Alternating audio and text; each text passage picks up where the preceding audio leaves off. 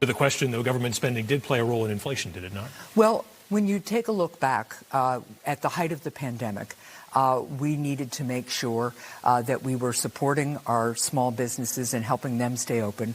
There was a lot that we needed to do there. But when you talk with economists, they're really talking to us about the things I mentioned about getting these long-term drivers of inflation back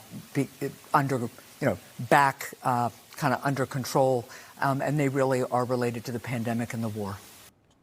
It is a funny thing about facts. They typically contradict when somebody is not being truthful. That was freshman Democratic Senator Maggie Hassan in New Hampshire. She is running in an extremely close race with our next guest.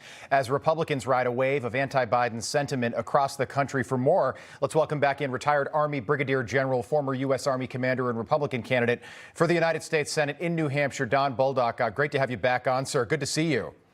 Yeah, it's great to see you. Thank you for having me back on, and my best to your viewers. Appreciate that, sir. 18 days to go. Just your reaction quickly to Maggie Hassan's comments there. This, by the way, just completely inaccurate. The American Rescue Plan and $4 trillion that the administration has basically printed is probably responsible for 8.2% inflation. When Joe Biden came into office, we were on the back nine of the pandemic. We were not in the middle of the pandemic, like she said. Yeah, no, exactly. It just shows how out of touch she is, once again, with the real problems of Granite Staters, the looming recession, the high prices. People are making choices between heating and eating, and she makes no connection between her actions and her votes, siding 100% of the time with Joe Biden, right, 96% of the time with her party and with Chuck Schumer. She has voted consistently to hurt Granite Staters, and Granite Staters know that. The opioid crisis, 200% worse. The human trafficking issues, high crime, illicit weapons trafficking, the empowerment of the cartels, the very dangerous trek that immigrants are having to come into this country because of bad immigration policy and open border. General, you could be peaking at the right time here. The gap between you and Maggie Hassan now just about 5 points. I think a little bit more than 5 points, but that number was closer to 15 a month ago. What's changed in New Hampshire? Well, what's changed is people are seeing now that Don Bolduc is a campaigner. He's doing the grassroots, bottom up, out there. I've done more in 36 hours than she's done in 36 weeks campaigning. She does Zoom calls. She's done 3, a spaghetti dinner Zoom call.